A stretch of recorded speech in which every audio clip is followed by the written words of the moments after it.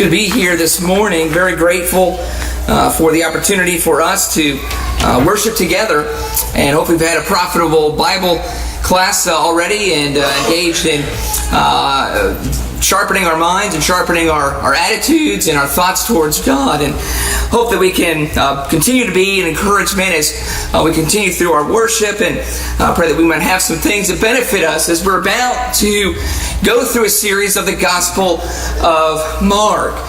This morning we're trying to just kind of do an overview of the book and maybe some points of looking at Mark himself and what the Scriptures reveal to us about him, and looking forward to going through this study together. We're going to just kind of go chapter by chapter and look forward, Lord willing, next Sunday morning, going into more detail with Mark, the first chapter. And thought it might be helpful for us, especially as we are being encouraged to go out into the community, going out and talking to others about the gospel, having opportunities to be those fishers of men that we see very early on in the Gospel of Mark. One of the first things that Jesus told his early disciples was he was going to train them to be fishers of men. And so as we are striving to be encouraged in that effort, that it might be helpful for us as we maybe have opportunity to talk with others as we're speaking about the gospel, and maybe as we have opportunity maybe for them to show interest in our services, if they have interest to come and visit with us, maybe give them an idea of what they might be able to expect. And you can tell them, well, we're just going through the Gospel of Mark, and if it happens to be chapter 3 this Sunday is where we'll be at, they have an expectation of what we'll be studying, and maybe can give them something that they can be studying and reading on their own, and come together that we can help them to learn about Jesus. But very excited to begin this morning, and want to first just kind of look at what the Scriptures teach us about the author, about the individual named Mark. Just had that question, well, who is this individual? And what we've learned from the Scriptures have a few things that maybe piece some information for us together. We're going to get an idea of what he was about, what his attitude was like, and what influenced him as he writes this message for us to learn about Jesus and to be encouraged to spread that message with others. One interesting thing we learn about him very early throughout the book of Acts is we find that he's the son of a woman named Mary. And Mary, we learn, has a house where all kinds of disciples were gathered together, and they were very anxiously concerned about the Apostle Peter. Peter had been in prison, and James as well was also in prison. He was beheaded, and of course Peter is also probably about to suffer the same fate, where there was all kinds of prayer being made for Peter. And we find that they were all gathered together with this woman named Mary, and Mark was her son. We read in Acts chapter 12, verse 12. Mark's association is with all these people gathered together. They were in this woman's house, Mary's house. And there in verse 12 says that when he realized this, he went to the house of Mary. This is Peter when he is led by an angel and is freed from his imprisonment. And he goes to this house where all the disciples were gathered together, and says he went to the house of Mary, the mother of John, who is also called Mark, where many were gathered together and were praying. So we see, of course, the influence that he would have had of this woman, her dedication to spiritual things, and her dedication to prayer and to hospitality. The idea of inviting people into her home and saying, let's gather together and let's be concerned about the work of the church. Let's be concerned about the success of the gospel and the well-being of others who are dedicating their lives and the dangers that they may find themselves in. And so we can see the influence that Mark must have had on the serious dedication to giving our lives and appreciating others who give their lives to the dedication of the gospel. What encouragement that is for us, that we know of many individuals that go into very difficult parts of the country. What a wonderful blessing that is. I always appreciate when I hear of individuals that go overseas or individuals who are working over there. We realize it's not easy in other parts of the world. And we think of the Christians that have grown up in those places, Christians that are being raised and being taught in very difficult places where the gospel has all kinds of challenges. And what an encouragement for us that we can also be praying and thinking about the success of the gospel. But that's one thing we find there, is that he was a son of Mary who had invited all kinds of Christians to pray for Peter. Also find that he is the cousin of Barnabas, another very encouraging child of God, disciple who worked very closely with the Apostle Paul.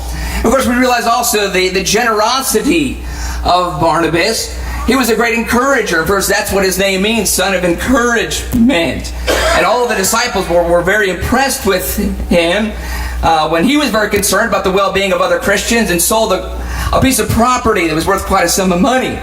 And just took the money and laid it at the apostles' feet, said, "Here, use this for any need that any Christians have." And so he was related to Barnabas. This is his cousin. In Colossians chapter 4, verse 10, it says, "And also Barnabas' his cousin Mark."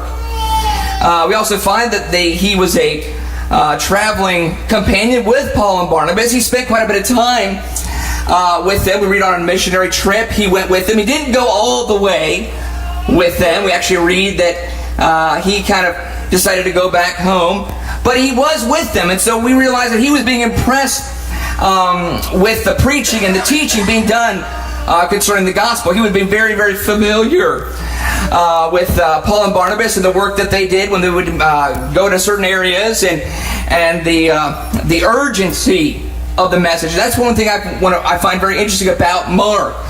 Mark reads very fast. He doesn't waste time. It's very quickly. A lot of his transitions are, and then such and such, and doesn't go into a whole lot of background detail, just tells us immediately such and such happens.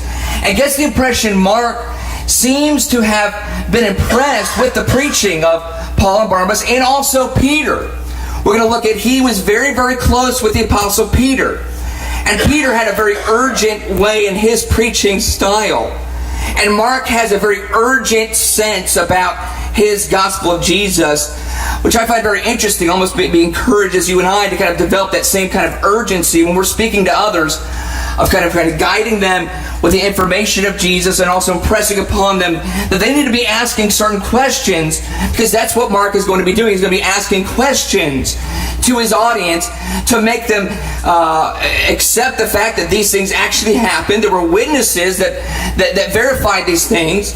And of course, Peter is going to be a major eyewitness that Mark is going to be base a lot of his instruction and a lot of his information about Jesus seems to be related to a lot of the things that Peter himself was an eyewitness of in the preaching done by Paul and Barnabas.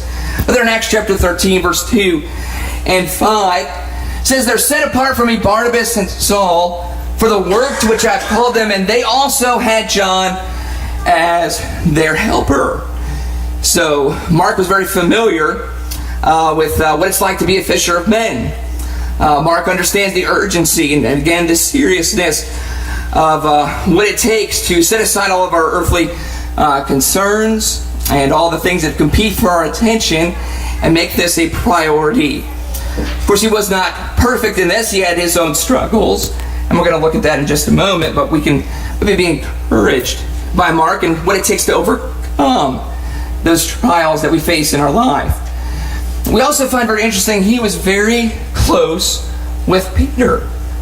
Peter referred to Mark as his own son. In 1 Peter chapter 5 and verse 13, it says, "She who is in Babylon, chosen together with you, sends you greetings, and so does my son Mark." So very, very closely associated with him. In fact, if you look at Peter's preaching, we're going to look at an example of the way that Peter would preach the gospel. One example is in Acts chapter 10. Remember when Peter has the opportunity to preach the gospel to Cornelius and his household, one of the first Gentiles, had an opportunity to be invited to hear about what Jesus could offer for them and the salvation that is available for all those outside of God's grace. And Peter had a very kind of a quick, urgent way of kind of summarizing the high points of Jesus' life and getting very quickly to the point of what it is he felt Cornelius needed to be responsive to the things that Jesus would present in front of him. and to make sense of all the factual evidences that were recorded about Jesus, and to say, well, you are then required to be responsive, to respond in such a way as what you're going to do about this. Listen to his preaching in Acts chapter 10, beginning in verse 36. It says, the word which he sent to the sons of Israel, preaching peace through Jesus Christ. He is Lord of all. You yourselves know the thing which took place throughout all Judea, starting from Galilee after the baptism which John proclaimed. You know of Jesus of Nazareth, how God anointed him with the Holy Spirit and with power, and how he went about doing good and healing all who were oppressed by the devil, for God was with him. And this seems to be the high point that Mark focuses all throughout his gospel. We're going to see this over and over and over again. We're going to see highlighting Jesus' power over the demonic powers. That Jesus constantly has this conflict and constantly has this opportunity to be presented against an individual who had been overpowered by demons, and seeing how Jesus was able to handle this thing and handle this opposition in ways that nobody else had ever seen. Forcing individuals to ask a question, who is this? And who does things like this? And what does this mean? What am I to make sense of this display of power? And how do I respond to it? What are my responsibilities in regards to knowing that these things happen? That seems to be the purpose of Mark's preaching. And again, very similarly follows the line of Peter preaching to Cornelius here. It's very quick. Mark opens up the same way. Mark doesn't give us a lot of background of Jesus' birth. Mark doesn't tell us a lot of the details of all the things that Luke or Matthew talks about. Mark just jumps out and says, guess what? John came out with a voice in the wilderness saying, hey, he's going to point to the way to Jesus. He baptized Jesus. Jesus requested to be baptized by him. And then immediately he went out into the wilderness and he's being tempted, and he goes out and then he starts preaching a message of the gospel, and immediately we see the power of the gospel demonstrated with all the demonic activity that was going on, and Jesus could suppress it. Jesus had control over it and caused all kinds of individuals to be in awe and ask the question, who is this? What do all these things mean? And as Peter is preaching to Cornelius in this very quick, urgent way, let's just recap some of the things that we know Jesus did. You're aware of this individual. These things weren't hidden. These things were publicly proclaimed, but you need to give an answer for what this means for you. He says in verse 38, you know of Jesus of Nazareth. I think this is a great way for us to begin preaching to others. You know about Jesus. Let's not beat around the bush. You've heard about him, right? Who else can honestly say I've never heard of Jesus? Anybody here never ever heard someone talk about Jesus? You know. Come on, you know about him. No. What's your response to it? Well, what do you think about this? Do you think this is all made up? Do you think this is just some kind of made up conspiracy, some kind of story that was made up in the minds of individuals for some kind of personal gain? What do you make sense of this? You have to give an answer. And he's forcing Cornelius to deal with this. And he says, you know of Jesus of Nazareth, how God anointed him with the Holy Spirit and with power, how he went about doing good and healing all who were oppressed by the devil, for God was with him. We are witnesses of all the things he did, both in the land of the Jews and in Jerusalem. Here's the power of his argument. We saw it. We were with him. And we ourselves are facing persecution. Again, Mark also saw this. Mark, a witness of the persecution that these individuals had to face. They paid a price for telling people about these things. And here's Peter, the strength of his argument. I was saying, I didn't just hear about this. I didn't have someone kind of twist my arm and convince me. I saw it with my own eyes. In other words, Peter says, I have no other choice in my life, based on the things that I've seen, that I have to give my life to preaching the gospel, regardless of the price it's cost me. And Mark was with this individual. He was impressed by it, and it seems to have adopted his style. And notice it says there in verse 39, it says, we are witnesses of the things he did both in the land of the Jews and in Jerusalem. They also put him to death, by hanging him on a cross. God raised him up on the third day and granted that he become visible, not to all the people, but to witnesses who were chosen before him by God, that is to us, who ate and drank with him after he arose from the dead. Now think about this. He's saying, now, we had meals with this individual. It wasn't like we just saw him risen from the dead and just kind of immediately made our conclusions. They were cautious. They spent countless number of hours during that 40-day period when Jesus was on the earth, having conversation, being close to proximity, having meals, watching him. This was not some apparition. This was not some vision. We were not tricked. We were not induced with some kind of potion that messed up with our perception and messed with what we were seeing. We had opportunity to test this. And we ate a dinner with him countless times after he rose from the dead. And he ordered us.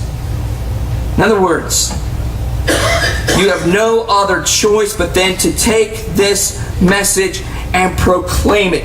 He ordered us to preach to the people and solemnly to testify that this is the one who has been appointed by God as judge of the living and the dead. In other words, Peter is saying, my whole priority of life was totally thrown upside down.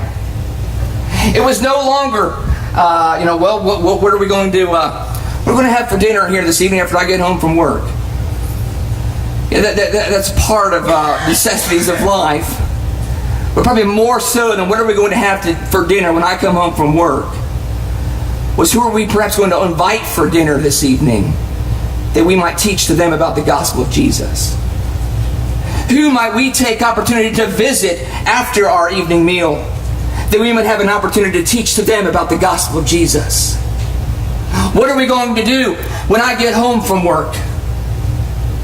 And who are we going to have an opportunity to maybe visit and persuade that they need to give an answer for the facts that have been recorded about Jesus? Mark was very impressed apparently by this kind of life. He dedicated himself to then helping Barnabas and Paul and wanted himself also to be there. So when we read through the Gospel of Mark, we're reading an individual who has been impressed with this kind of mindset of saying God through Christ has ordered us to say this is now our priority, to tell the world about His saving grace. And that is where we find ourselves. Of Him all the prophets are witnesses that through His name everyone who believes in Him receives forgiveness of sins.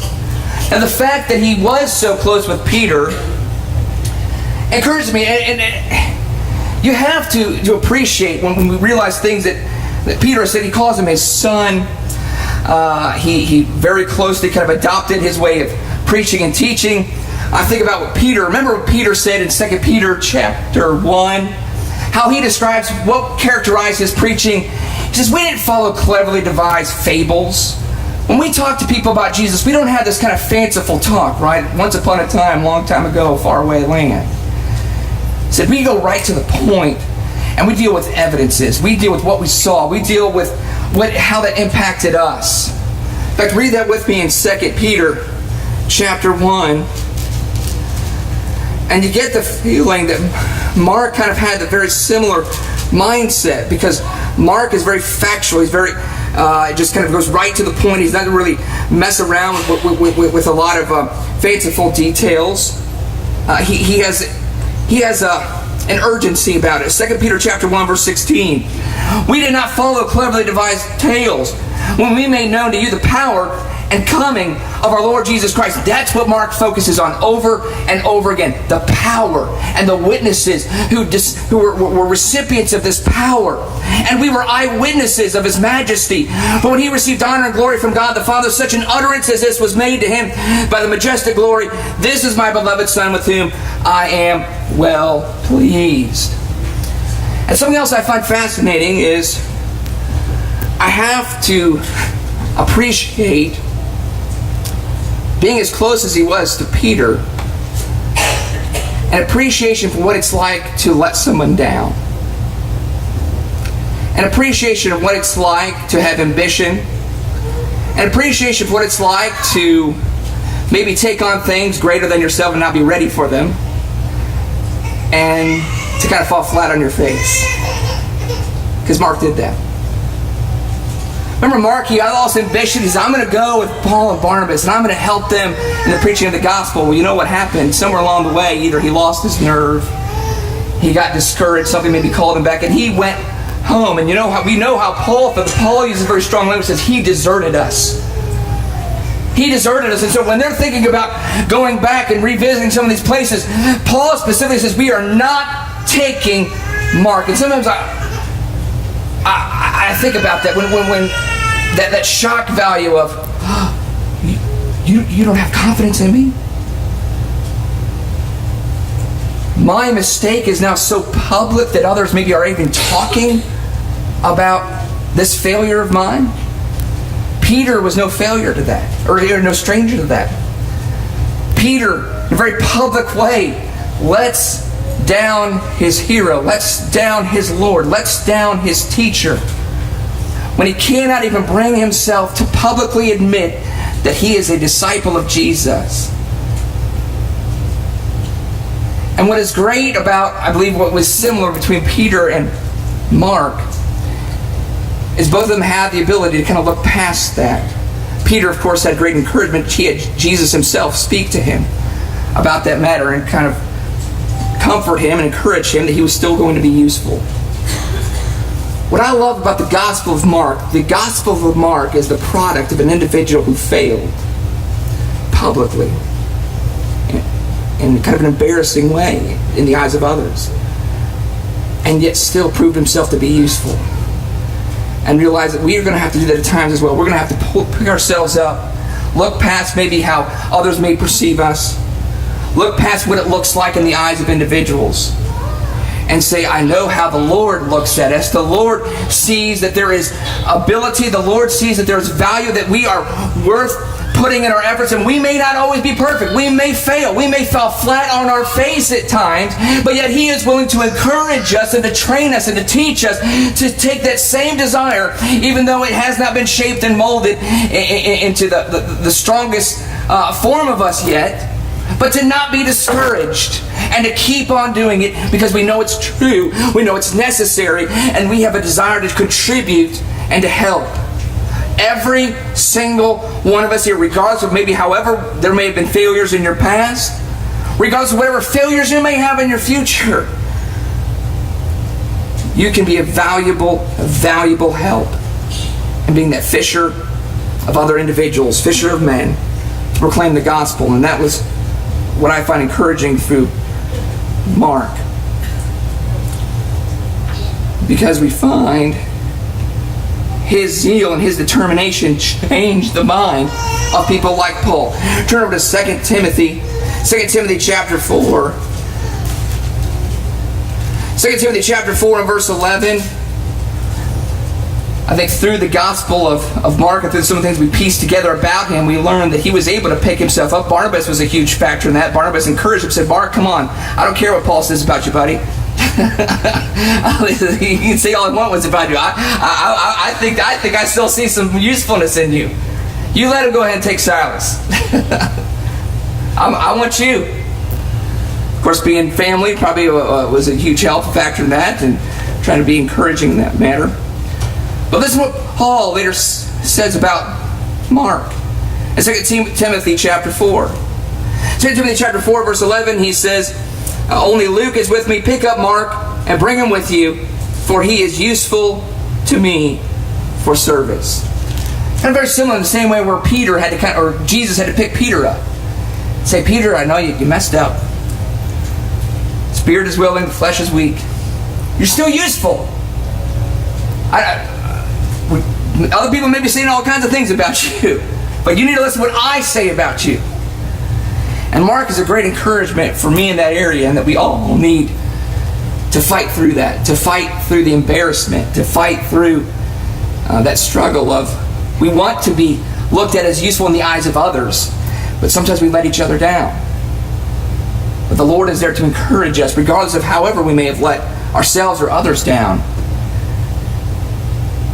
He's always willing to give us another chance and to encourage us to keep going after that work. So let's get into very quickly just kind of a brief summary of how Mark is laid out. It's very interesting. It's basically laid out in 3 sections. You have Act 1 begins in Galilee. Starts off with just right off with Jesus preaching and overcoming demons. And you have Act 3 is in Jerusalem, where he is headed to give his life and to be nailed to a cross, shed his blood. And Act 2 is simply just the journey on the way there. And throughout the course, what Mark is doing in this 3 kind of designed gospel about Jesus is to ask a simple question. Who is he? Who is Jesus? And we all need to be encouraging other people to be faced with that question. Who is he? Based on what has been revealed, based on what evidences there are, we have to come to a conclusion about him. Mark verse 41, the famous question is given by his own disciples. When they were trying to grapple with this information that was revealed to them, they said, who is this? Who is this that even the wind and the sea obey him? In Mark chapter 8, verse 27, remember, I love how Jesus, when you get to the end of this first section of Mark, Jesus actually turns to his disciples and you've seen enough. You've seen enough. I want to say, what do other people say about me, and what do you say about me? Mark very purposefully puts this at the end of kind of that first section of what he's attempting to do. I think in some ways to maybe design and guide us through what maybe Paul and Barnabas had done, or maybe what Peter had done, and what maybe he himself had designed as a personal evangelist for the cause of Christ. That this is a great question. This is a great question to ask anybody that we have an opportunity to talk about the Bible. First, what have you heard other people say about Jesus? And then, what do you say?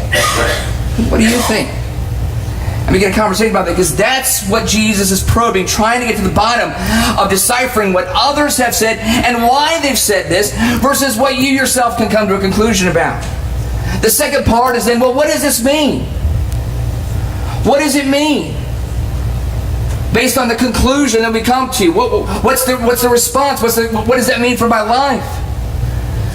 The second part of this section is talking about it, and Mark is the only one who records this. Other Gospels record the account where the Father and the Son, after they get down for the Mount of Transfiguration, remember there's that Father who's having trouble getting the disciples to cast out this demon. And so they turn to Jesus, and Jesus does it.